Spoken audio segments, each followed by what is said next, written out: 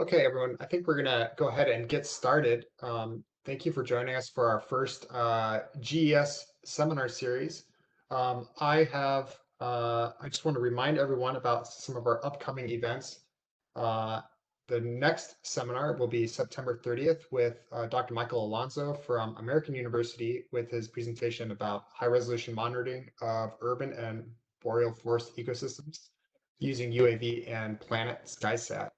And then on October 7th, at the same time, noon, we'll have Dr. Lawrence Brown formerly of Morgan State, now at University of Wisconsin-Madison, on his talk, The Black Butterfly, The Harmful Politics of Race and Space in America.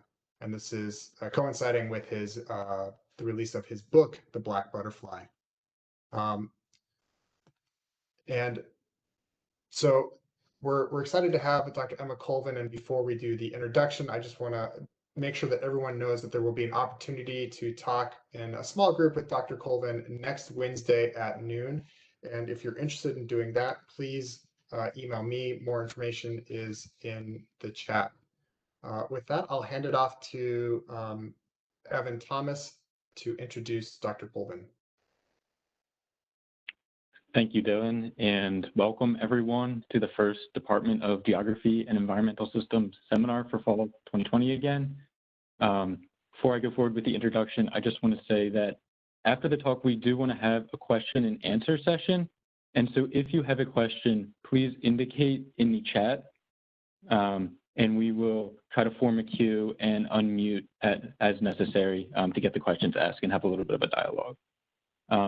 And so with that, it is my pleasure to introduce our distinguished guest speaker, Dr. Emma Colven.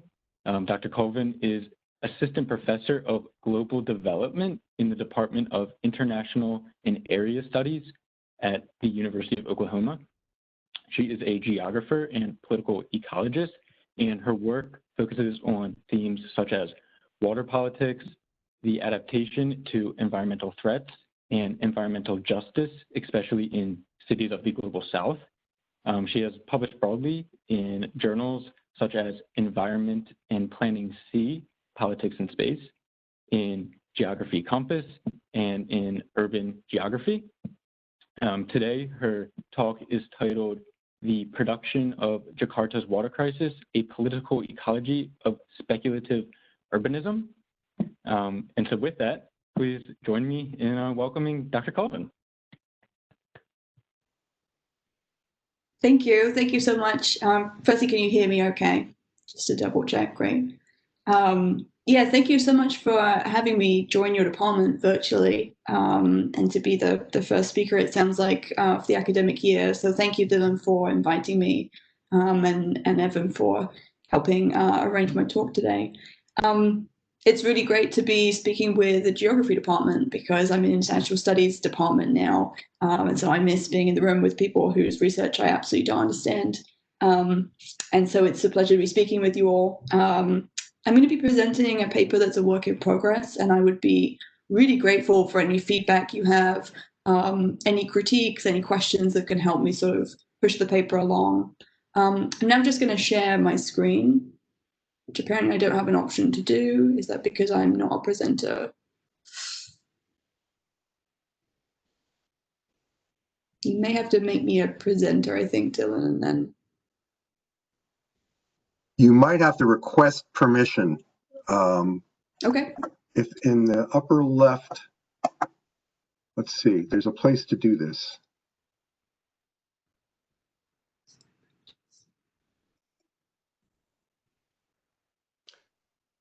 If you go to the participant bar at the top, are you able to assign privileges?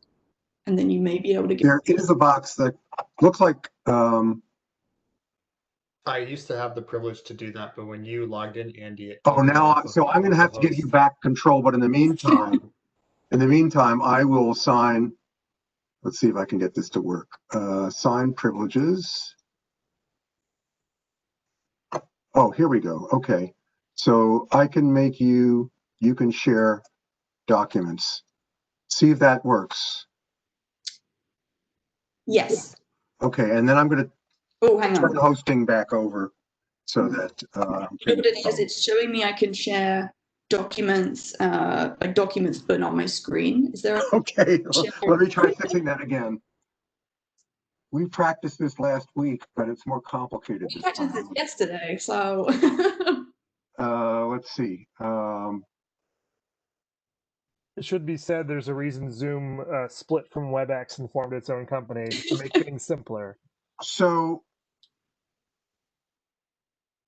I'm looking at a whole complicated list, and I'm trying to see view, share documents, control shared applications, web browser, or computer remotely.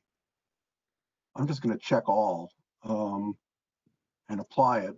Does that give you any more ability to do this? let's see. I believe, Dylan, you could click participant and reclaim host role and make a coup if you feel like you know where to click. I'm going to change his role to host.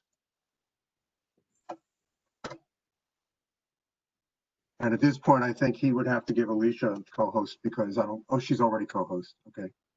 So Dylan, you're in Oh, charge. I'm clicking now. Okay. Okay, got it. I just did it. Got it. Okay, let's see. Can you see this? Okay, you can see my screen. Yeah. Right. Okay, there you go. I guess that's just indicative of this year, really, having negotiated this technology. I just want to make sure you can't see this little box with all of your pictures in. Okay, that's just for me. That'd be great. Yeah, so thank you again for hosting me virtually in your department. The paper that I'm presenting today, as I said, is a work in progress. And so this is going to be part of a special issue in Environment and Planning A that explores speculative urbanism across a range of different cities. And my paper looks at the production of Jakarta's water crisis, a political ecology of speculative urbanism. So this is a tentative title. And so this project, this paper, sorry, is part of a broader project that examines speculative urbanism, which I follow Michael Goldman's definition of this term, as a mode of urbanization driven primarily by speculative investment in real estate and property for an imagined future market. And so I'm looking at the relationship between speculative urbanism as a mode of urbanization, but also as a mode of governance, and the way that this interacts with water resources and regimes. And I'm conducting a relational comparison that, of course, has been put on hold by the pandemic. But Jakarta is where I've worked the last 7 years, and Bangalore is a new field site for me. And both of these cities have extremely dynamic real estate markets at the same time as they're really struggling with issues of flooding and water supply. And so to outline what I'm going to do today, I'll give you a brief sort of contextual background into Jakarta's recent urban transformation, beginning with the onset of speculative urbanism sort of in the late 1980s, alongside this parallel and emerging water crisis. I'll introduce my arguments in the conceptual framework and then move into the empirical section of the paper, which is orientated around these two ways of thinking about speculation. So firstly, speculation as financial speculation, so speculation that is orientated towards profit. And a second form of speculation that I'm seeing emerge in Jakarta, which is around the environmental future of Jakarta itself. And this is, I talk about this as a form of speculation for survival, and I'll talk more about what I mean by that. And then I'll briefly walk through some conclusions and implications. So Jakarta has undergone a really rapid transformation, beginning in the late 1980s with the onset of economic liberalization. What was once a relatively small city dominated by kampungs, which are the name for sort of low-level, high-density informal settlements. This has now become a city that sprawls. It's about 30 million people that live there, and it increasingly caters to the ultra-wealthy. And so the skyline not that long ago really was quite different. And you can see from this image here in the upper half of the image that the skyline is dominated by skyscrapers and multi-story buildings. At the same time, this transformation has not come without its costs, and Jakarta increasingly experiences severe urban flooding. So that it's experienced major flood events in 1996, 2007, 2002, 2013, and then more recently in earlier this year in January, in fact, the New Year's Day floods.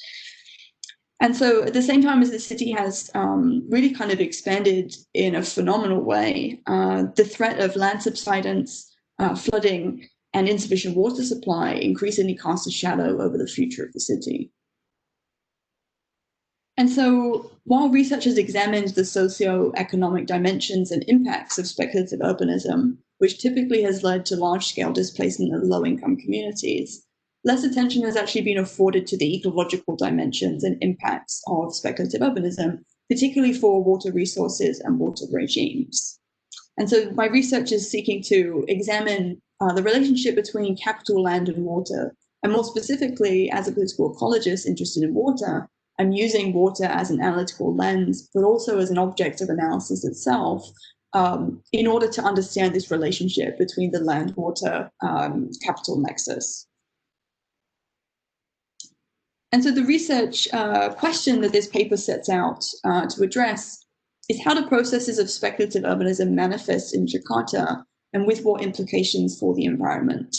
And so this research draws on in-depth interviews that I've conducted with a range of key actors, participant observation of town hall meetings, conferences, and other workshops relating to flood management and real estate, and also a collection of grey literature that I found both online but also through fieldwork in Jakarta and the Netherlands. And I can talk more about methods in the Q&A if that's something that is of interest to you.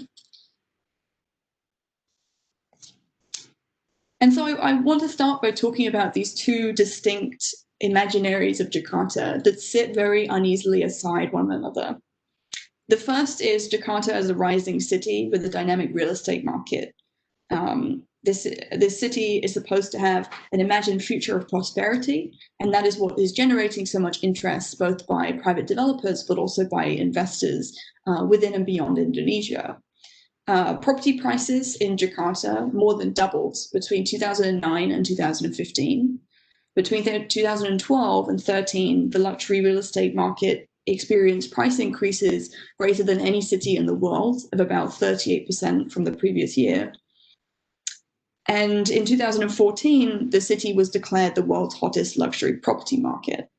So this is an image of Jakarta as a place to sink your capital, to invest and expect quite handsome returns on your investments. At the same time, there is a second imaginary of Jakarta that circulates both informally and formally through the media and other documents, to suggest that Jakarta is mired by traffic, by flooding, by pollution. It's a city that is literally sinking under its own weight, as well as due to its own practices of unsustainable groundwater extraction. There is much speculation as to when the city will end up underwater, as shown by this New York Times headline. And so this is a future imaginary of Jakarta as a sinking capital, as a city that is doomed to experience environmental disaster.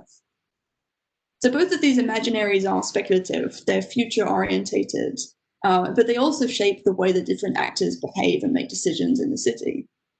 They also map onto what Beretau assert about speculation, and that is that speculation is the making present and materializing of uncertain futures. It is an engagement with uncertainty for profit as well as for survival. And so my paper looks at the ways that speculation manifests in Jakarta in these two distinct ways. One that is orientated towards profit, and a second form of speculation that is orientated towards survival. And I do this by examining real estate projects and the history of real estate development in Indonesia on the one hand, in Jakarta on the one hand.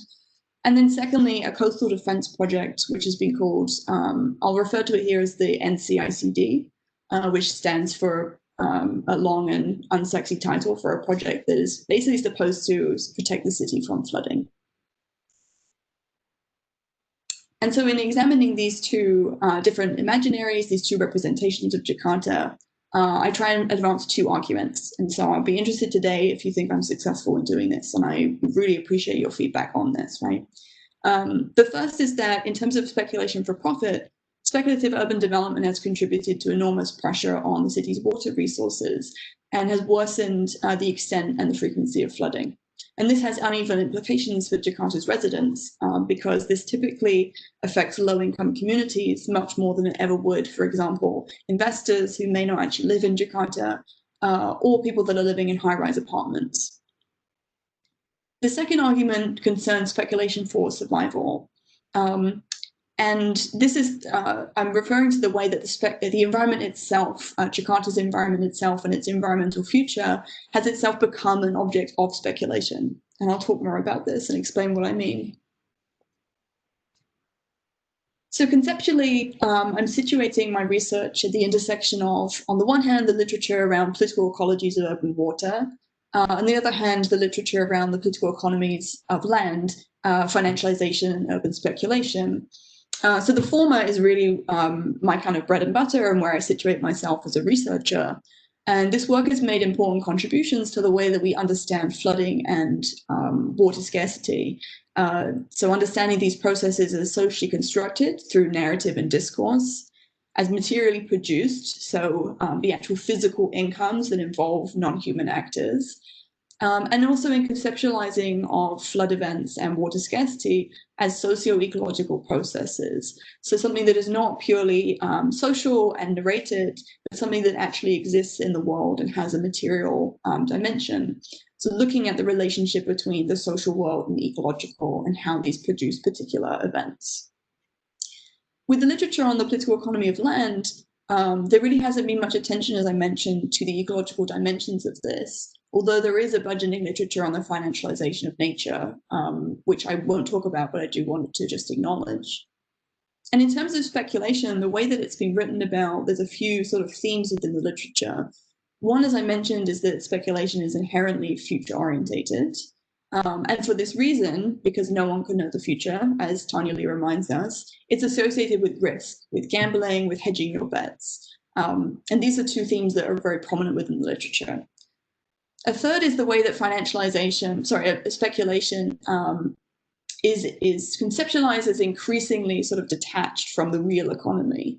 So when you're producing housing for an imagined future consumer, you might not be so concerned with the actual existing demand. And so this has created an affordable housing crisis, but also, as I'll discuss, is leading to the kind of detachment from the actually existing environmental conditions within Jakarta.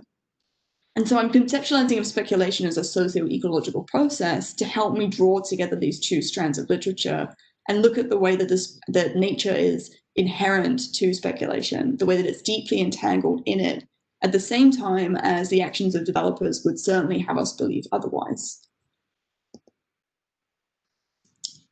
So firstly, to talk about speculation for profit. So under conditions of speculative urbanism, developers in Jakarta have been able, as I mentioned, to provide for a future market rather than address actual demand. And this has been supported by state policies such as banking deregulations, as well as large-scale transfers of land in the 1980s and 90s from the land agency to private developers who were really tasked with essentially helping the state to develop the city. And so developers have played an extremely important and influential role in shaping the landscape of Jakarta. This is also because the major property developers, these kind of conglomerates, have connections to the Suharto family. So Suharto was the president from the 1960s to the mid-1990s and ruled with an authoritarian government. And so his family's connections are actually still extremely important and influential. So developers have connections to the Suharto family, some of them are the Suharto family, but they also have strong connections to the military. And so they're an incredibly powerful force in Jakarta. It really can't be understated, the role that they've had in designing and shaping the city. They're able to lobby successfully and very effectively to influence spatial planning regulations. And when that's unsuccessful, they will engage in bribery and corruption. And so a couple of cases have come to light recently, but this is not anything new, and it certainly is less acceptable now than it would have been previously. And so one of the major ways that speculative urbanism has contributed to flooding and the degradation of water resources in Jakarta is via spatial planning violations. And as I mentioned before, because of the role of developers, because they are so powerful and can really dictate a lot of their own terms, they've been able to get away with tremendous spatial planning violations.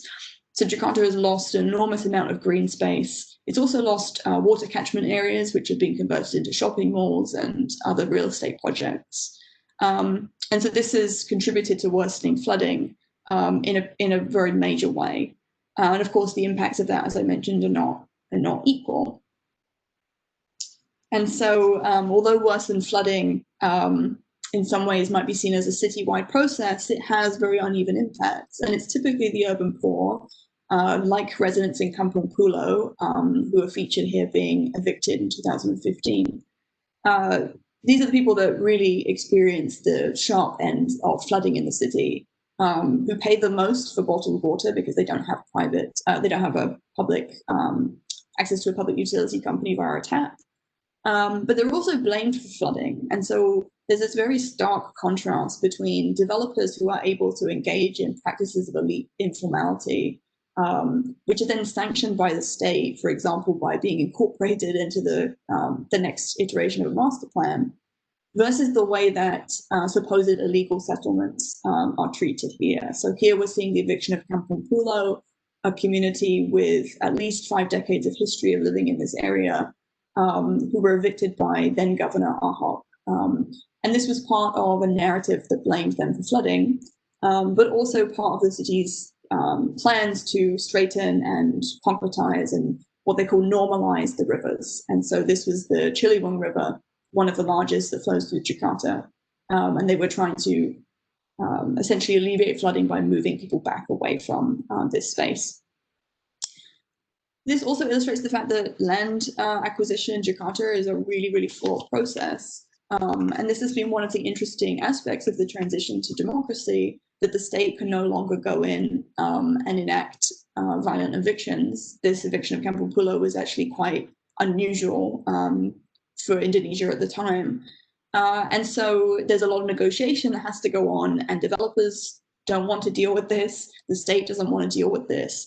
And this has actually driven this narrative that there is not enough land in Jakarta. And so this has fed into this sort of desire to expand the city into Jakarta Bay. And so speculative urbanism is driving the frontiers of capital accumulation quite literally into the sea. And so there are plans for 17 islands to be reclaimed off the coast of North Jakarta. And this image here is a rendering of Fluid City, which would be just one of the developments. And permits for these were given in the 1990s. That whole development was put on hold in the late 1990s because of the Asian monetary crisis.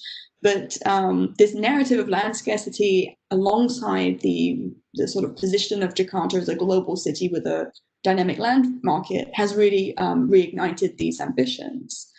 And so this was reflected, this sort of idea of a future Jakarta that is being planned for, was reflected in the comments of the Assistant Deputy Minister for Water Resources Infrastructure at Menko, who I interviewed in 2015. And he gave this justification for wanting to reclaim land from Jakarta Bay, saying the city needs space to grow, space to expand, space to accommodate its future prosperity. So what's interesting about this is that in addition to the 17 islands, this is more broadly leading to a process of redevelopment in North Jakarta, despite the fact that North Jakarta is probably the most ecologically precarious area of the city. That is also experiencing tremendous rates of land subsidence. So land subsidence is one of Jakarta's greatest challenges, and it has rates of up to 20 centimeters a year in some areas, mostly in North Jakarta. And so this push to generate profit by developing a precarious area of the city raises questions about the sustainability of that kind of process. And actually Pluit Mall, which is a shopping mall, a multi-story shopping mall with apartment buildings as well, has already supposedly started sinking. And so speculative urbanism is generating these environmental risks that not only have uneven implications for the people that live in Jakarta, but also undermine the very future of Jakarta's real estate market. And this is concerning because if we think about the way that speculative urbanism is detaching supply and demand, those questions of how sustainable is the market, will there be someone to buy this property in the future? Those questions become kind of moot to the people that are looking to just turn a profit. And so this should be something that greatly concerns us, the fact that we're seeing the development of areas of the city in a context of urban flooding and climate change that frankly should not be developed. And yet speculative urbanism is facilitating that and enabling it to happen. And so I spoke before about the way that the environmental and financial risks are becoming sort of detached. And by this, I mean that these developers are really operating as though the threats of flooding, of sinking, are not something that sort of shape their everyday operations.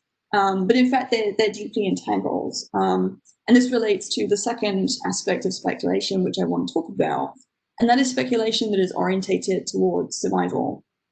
And so this image on the left is taken from the master plan for the NCICD, which is a flood management or a flood mitigation project. And here you can see how the kind of specter of environmental disaster is constantly haunting Jakarta, this idea that the city will one day be underwater. And just for reference, the sort of tower that you can see, the black tower at the back of each of those diagrams, that's Monas, which is a central monument in the city, and it's very close to the presidential palace. And so the fact that they've chosen to highlight that as the sort of threshold of where the sinking would sort of affect up to that point is supposed to, I think, kind of ignite these kind of fears about the most central and important area of the city potentially being flooded. And so there have been these questions for years asked about Jakarta. What is causing the sinking? There's actually a tremendous amount of data, but it's still something that is debated, particularly among Indonesian scientists. When will the city sink? How long does the city have left? Or in other words, how long does the city have to respond to the threat of land subsidence before all is lost and they must forfeit the city to the sea? So in response to these threats, the NCICD project was proposed. And this is actually a Dutch design project. And the master plan process was all paid for by the government of the Netherlands. And this project was designed to provide a giant seawall, which would be the kind of wings of this bird here, and then pumping stations. And these sort of lakes either side of this big development in white would be retention spaces. So I can talk more about the way the project works, but essentially it was to help get the water out of the city faster and dispel it to the sea. But the entire business case for this project depended on financial capital and investment in real estate. And so the state very early on made it clear to the Dutch consultants that they did not want to be paying for any of the flood infrastructure. And so in order to make the project feasible, the Dutch proposed a huge amount of land reclamation. So all the area in white that you can see, this is all proposed land reclamation, in addition to the 17 islands, which have been planned for several decades now. And so, and this is called the Garuda because that's the symbol of Indonesian independence. So ironic that it was designed by the Dutch, but it was supposed to sort of ignite, or what's the word, sort of generate these visions of a kind of national project, a project of national significance that will put Jakarta on the map. So as I mentioned, the fact that it's dependent on financial capital is extremely problematic, not least because we know that financial capital is risky. Investors are looking to turn a profit often very quickly that may not be aligned with a project such as this, which had a decade-long, at least, implementation timeline. And there's also a tremendous amount of uncertainty around the real estate market. So more recently, the market has slowed down substantially, posing problems for real estate developers because there's just not enough demand for their projects. And so this was reflected in the comments of the project manager who I interviewed in 2015, one of many interviews with him. And he described the process of looking for investors in the project. And there was certainly a lot of apprehension expressed by Dutch consultants who really just wanted the state to foot the bill for the infrastructure. And were really sort of suggesting that it was the Indonesian state that drove this desire for more real estate and using finance capital as a funding mechanism. And so he said these investors are opportunistic. All the investors we spoke to were interested to participate because you can always pull out. And so this sort of insecurity, the uncertainty around whether or not funding would be secured, has been a consistent problem with this project, and in fact has more recently resulted in the speculation as to whether the project itself will ever go ahead. And more recently, the project has in fact been redesigned in a less ambitious way. Another aspect that's interesting to think about or to consider is the fact that because this project relied on finance capital and real estate investment, it put it in direct competition with the 17 islands. And though you would perhaps think that a flood management project would be prioritized over a real estate project, DKI Jakarta, which is the provincial government of Jakarta, were not on board with supporting the NCICD over the 17 islands because they wanted to get the tax revenues from the 17 islands. So you have a position where you're actually putting the environmental future of Jakarta, allegedly, if we believe in this project, in competition with real estate projects, which are essentially going to benefit developers and investors, and really nobody else. And so in terms of thinking through where this sort of leaves me in thinking about speculative urbanism, in thinking about this as a political ecologist, one of the things I really want the paper to highlight is the way that nature and speculation are deeply entangled, despite the fact that developers in Indonesia, or in Jakarta specifically, would seem to operate as though there are no environmental constraints. What will happen to these 17 islands 5 or 10 years from now? Will they still be sinking, and how will they protect those investments? That's not necessarily a concern for investors who can pull their money out quickly, but it is more of a concern for the city and for the residents themselves. So I really want to highlight the way that speculation is inherently a socio-ecological process. It enrolls the environment in it and has huge implications for the environment, at the same time as speculation has seeped into, as a sort of logic, the way that we think about the environmental future of a place like Jakarta. And so this, for me, has implications for how we theorize and study speculative urbanism. And as I mentioned before, as a political ecologist, of course, that's my kind of MO. Like, I want people to think about the role of nature and the role of ecological processes in shaping today's cities and in shaping practices of speculation and finance. So I'll leave it there, and thank you for listening to my presentation and inviting me to speak, and I'd be grateful for your feedback. I'm just going to take off screen sharing.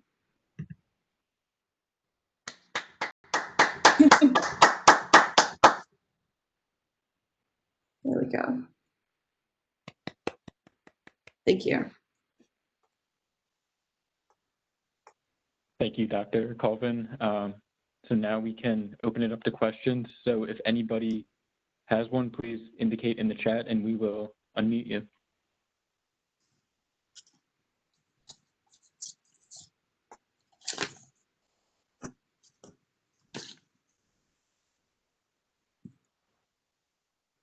Oh, thank you for bringing this up, Andy. So I didn't mention this in the talk, but it's certainly going to appear in the paper. So Andy's asked the question about there are supposedly these plans to move Jakarta, or move the administrative capital of Indonesia away from Jakarta to a new city. And that actually is happening, which is kind of mind-blowing, honestly. I would hear this rumor for many years, and I never really took it that seriously because it seemed so much more difficult in a way, actually, than addressing some of Jakarta's problems, to basically build an entire new city. But this is what they're doing.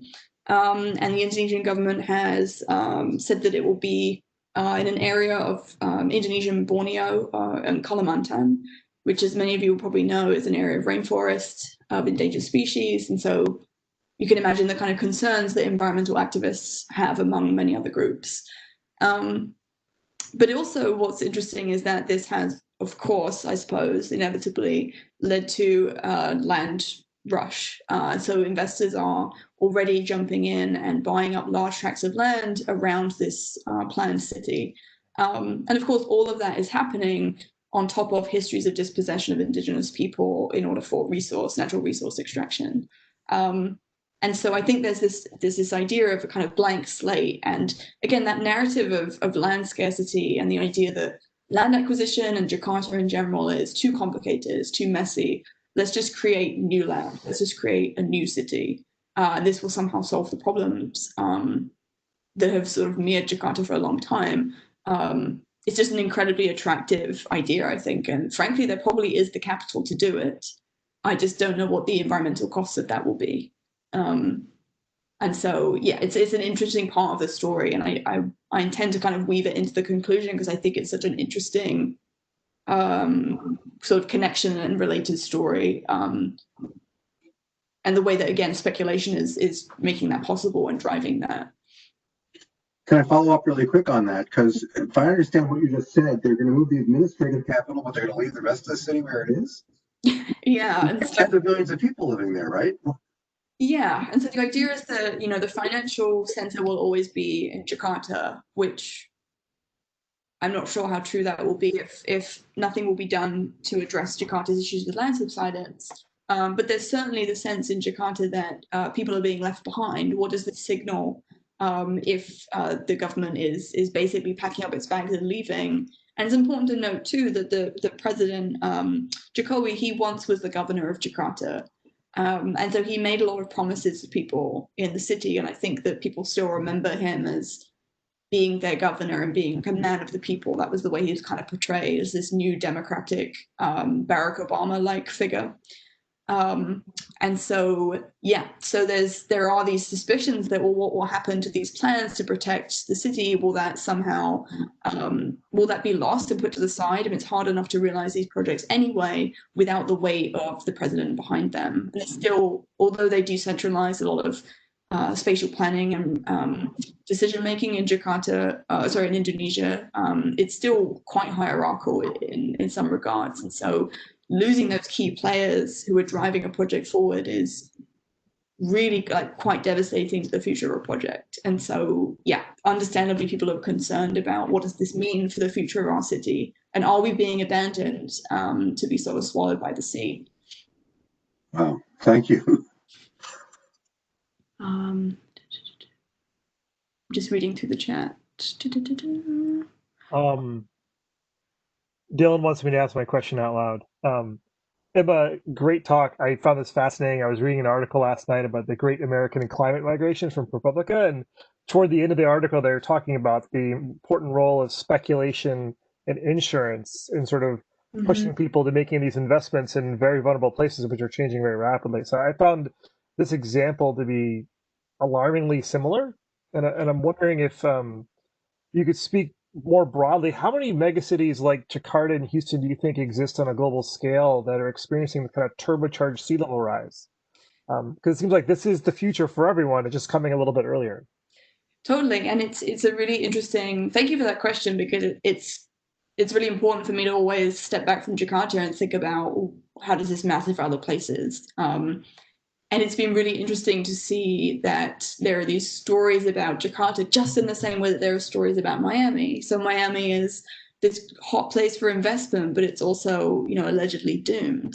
And I actually just contacted a colleague this morning who does work on the insurance industry, and particularly in Miami, Zach Taylor, and with thinking, we should be thinking across these cities, because there are these fascinating connections in terms of they're facing the same challenges. There are these financial strategies that always come along that are supposed to save these cities. And cities occupy this really strange role right now, where they are at once the sort of problem behind climate change. They are the ones with the ecological footprints and the sprawling populations and the environmental degradation. But they're also supposed to be the future, and they're supposed to save us and come up with these climate and adaptation strategies that will kind of resurrect us. And I think there's probably I can think of a number of cities off the top of my head who are either coastal or experiencing land subsidence in ways that exacerbates the effects of climate change. But at the same time, we have to realize that these are areas of natural settlement. Of course, people live in these areas. And so there are these broader conversations about kind of managed retreat, which doesn't happen in Jakarta. It tends to be more violent eviction, as is in the case in, well, not violent eviction, but eviction by the state, and violent eviction in other sites. But there are these parallel mechanisms, which I think just makes for a really interesting comparison.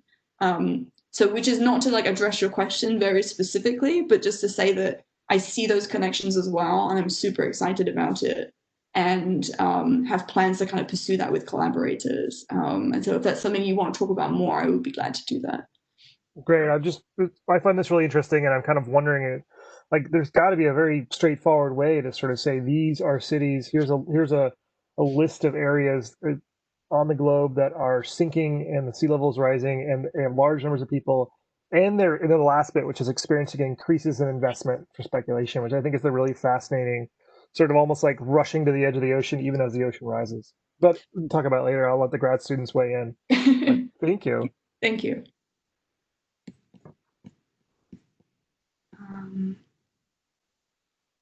Sorry, I'm just looking back. Let's have a look. I'm curious about how you.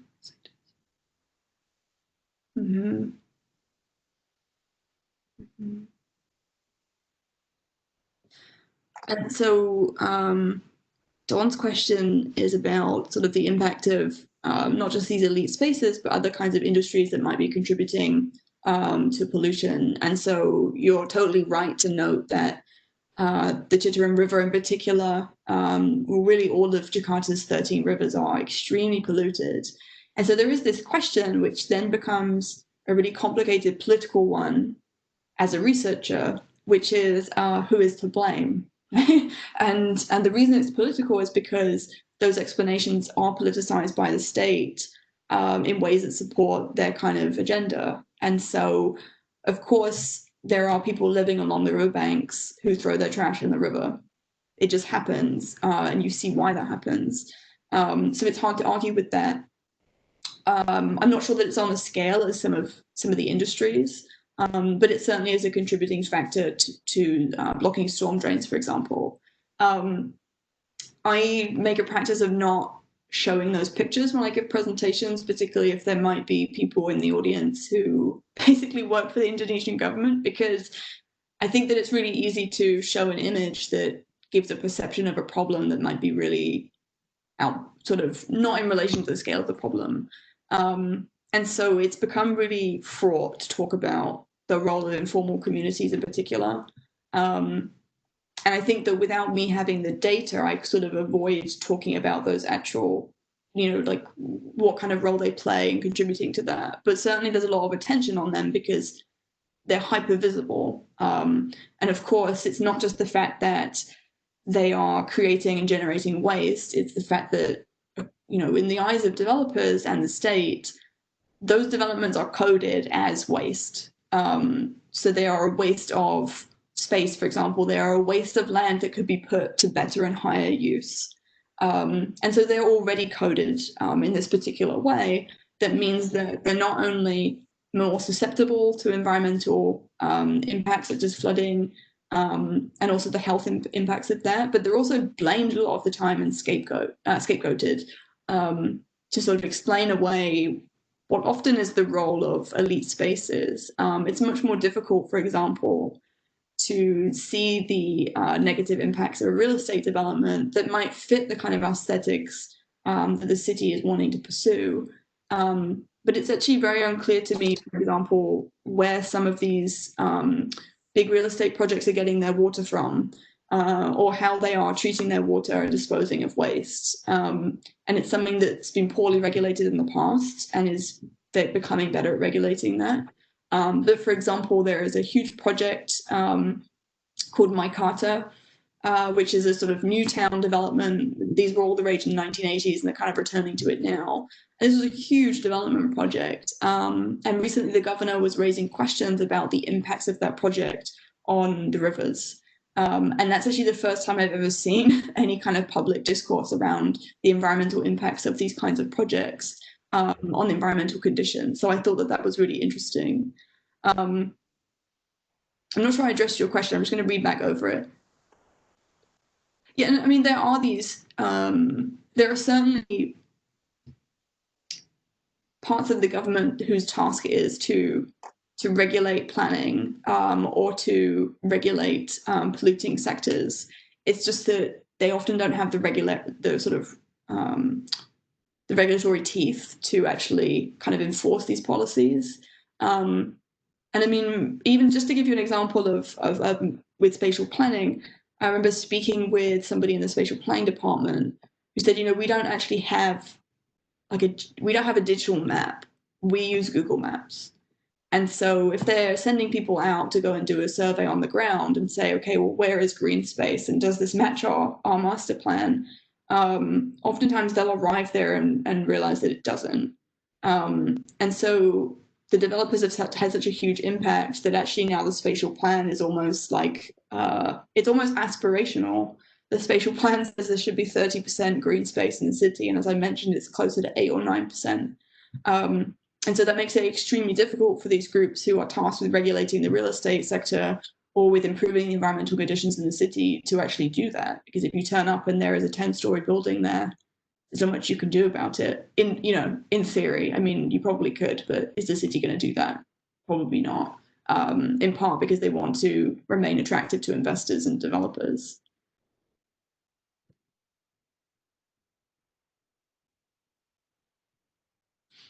I have a question or thought.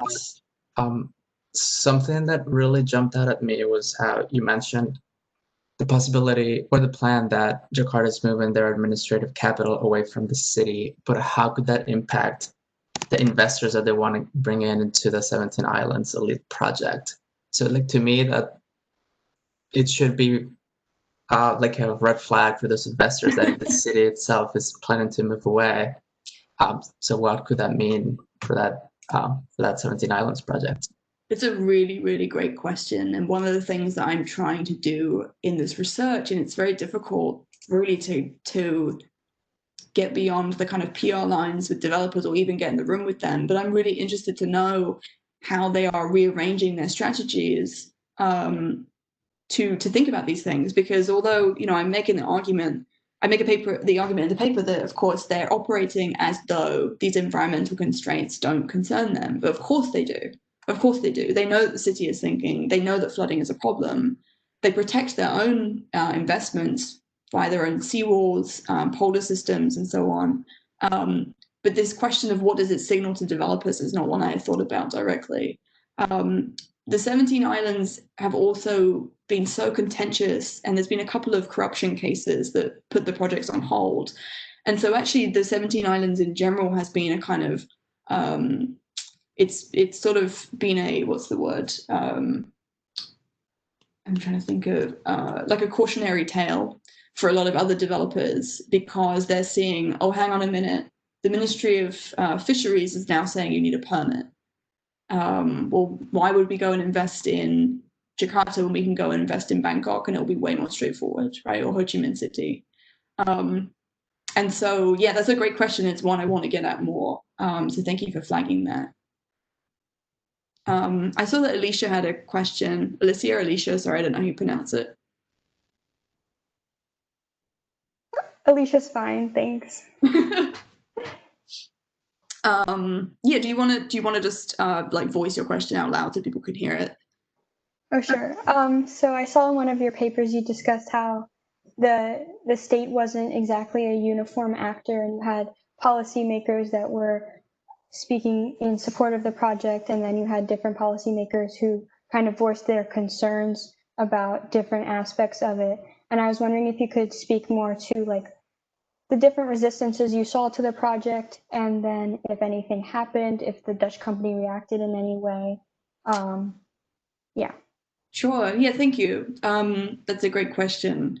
It's actually, so it's interesting because for me, I was theorizing this as kind of resistance, right? This is the state saying, so for example, the Ministry for Fisheries and Maritime Affairs, Minister Susi, she's like got a reputation basically for being kind of a nightmare for other people, right? She speaks up and she speaks her mind, and she's really strong-willed, and she represents fisheries and fisher folk as best she can. That's her job. And so she's sort of got this reputation for raising the alarm and raising questions. And one was this issue of, well, the seawall project, this NCICD will negatively impact fisheries. I don't know if I support it. I'm concerned about the environmental impacts, and also you didn't get the permits that you need. And so there are these moments where you publicly have ministries within the Indonesian government disagreeing. Another example that I give in the paper was the way, which actually in relation to that, was the way that conversation happened publicly in the papers, but wasn't discussed behind closed doors, which is unusual in Indonesia, where a lot of decision making is very opaque. And they actually, one of the Dutch companies, Wittenvimbos, who have had an office in Jakarta for decades, they actually employ, he's an engineer, he's a very skilled engineer, but his job essentially as an Indonesian as well has become the role of kind of cultural liaison between the Indonesian state and the Dutch consultants. And so his job is literally to kind of smooth over these processes. So if there are these kinds of disagreements with the plan, or if somebody has some questions they're not on board, he's the one that's supposed to deal with all of those kind of disagreements. And so he was quite annoyed that that was happening in the papers rather than through the channels that they had specifically designed. But quite recently I was asked to review a paper, which I am reviewing now, and one of the criticisms they make of my paper is that by suggesting that it's only by resistance or feet dragging that the Indonesian state is able to kind of resist, that this is sort of suggesting they have no agency, which I disagree with. If it depends how you theorize resistance, but it's something I have to carefully put in this review now for the paper. But I thought that was really interesting that there of course are these very different understandings of what resistance is. And I think if you're going to follow James C. Scott and SFBF and people that understand resistance in authoritarian or like less democratic contexts as manifesting in different ways, like that was the way that I understood that. But yeah, thank you for that question, and thank you for reading my paper. Thank you. The new capital, is it planned for the current city of? I'm not sure about that, Matthew. I have to double check. The last I looked, they had announced the city, but then I had seen some. I don't know if that's confirmed yet, but I can look into that.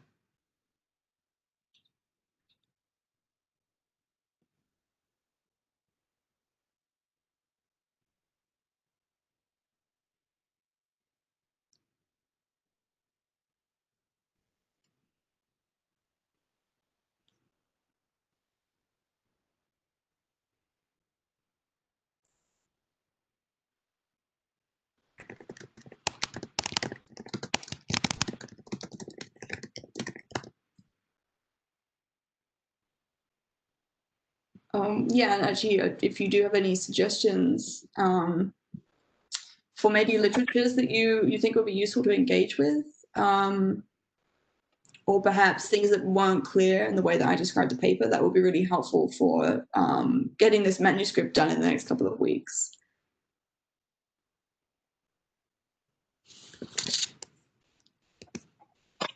Thank you, Dawn. I guess I'll step in and ask if there are any further questions people want to ask. It's easy enough to unmute if you want to ask a question at this point. I know we asked people to type things in, but we have a couple minutes left. Sure. I'm just going to put my email in the chat too, so that if you have any questions or any suggestions or want to talk more about these ideas.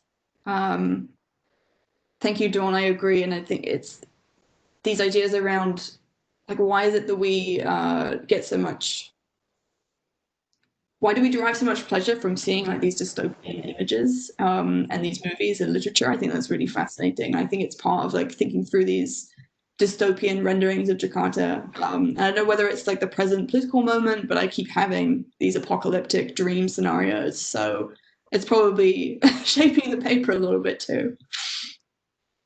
Matthew, do we have to unmute you? Oh. I have a question. I guess it's one of the things that I was thinking about when I was thinking about Jakarta as a city maybe 20 or 30 years ago was what its sewage infrastructure looked like. And then with all of this new development, that presumably means there's been new infrastructure added onto that, because I doubt they built their own or additional sewage infrastructure for the city.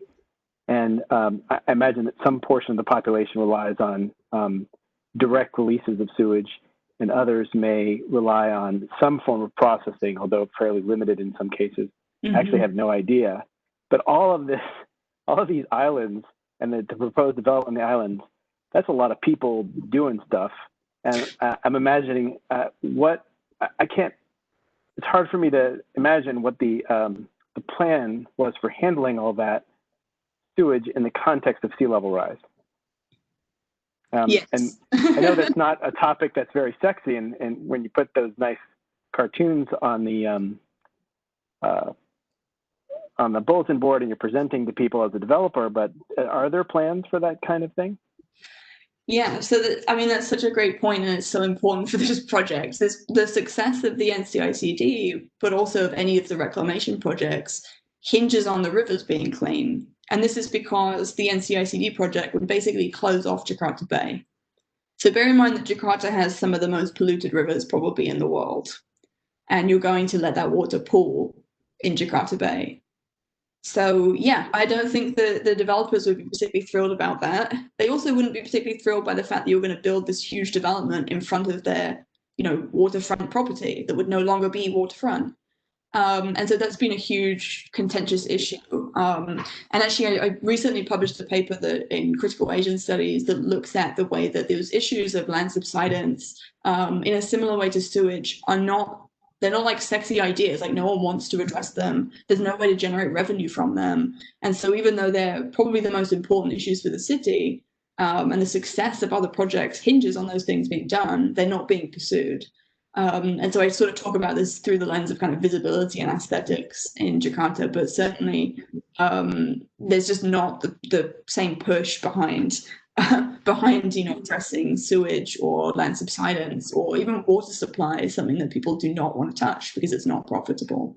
So there have been concerns voiced about, aren't you going to just turn Jakarta Bay into a giant septic tank? Like, isn't this just what's going to happen? To which the project manager of the NCICD, having lived in Jakarta for a long time as a Dutch engineer, his response was like, in a weird way, I hope that does happen so that maybe people clean up the rivers, which I think speaks to his kind of defeated tone. Like he's kind of exhausted of seeing these problems ignored, and his idea was, it's only when it's a crisis that it becomes addressed. So that was kind of a strange thing to hear him say, but yeah, definitely a big issue, the sewage. Thank you for a great talk. That was fun to listen to. Yeah, thanks so much, Emma, for leading off our series with it's really provocative, and it is the future, and we're going to see it more and more around the world. So this is really, really great topic to start off with. I'll just mention to people that later in November, we have a talk by Dr. Ming Lee from UMCES, who's going to be talking about coastal inundation and sea level rise and the role of coastal management in our area. So this is an issue that affects us as well, although perhaps not the same way as Jakarta. So thanks very much, and thanks also to Dylan for inviting Emma, and to Evan and to Alicia for your help with this as well. Yeah, thank you so much. And as I said, I put my email in the chat, and particularly for the graduate students, if you have any questions about grad studies that you would like to speak to someone outside of your department about, or your research, or whatever it might be, please do get in touch, because I'm always happy to help. All right, thanks. Dylan, you have anything you want to say since you were anointed host here before we close? I just wanted to add again that we'll have time next Wednesday at noon. Please email me. My email is also in the chat to do a small group discussion with Dr. Colven about her work or other related topics. But with that, thank you so much, Dr. Colven. Thanks so much. Yeah, have a great rest of the day, everybody. Thanks, everyone. I look forward to talking more with you next week.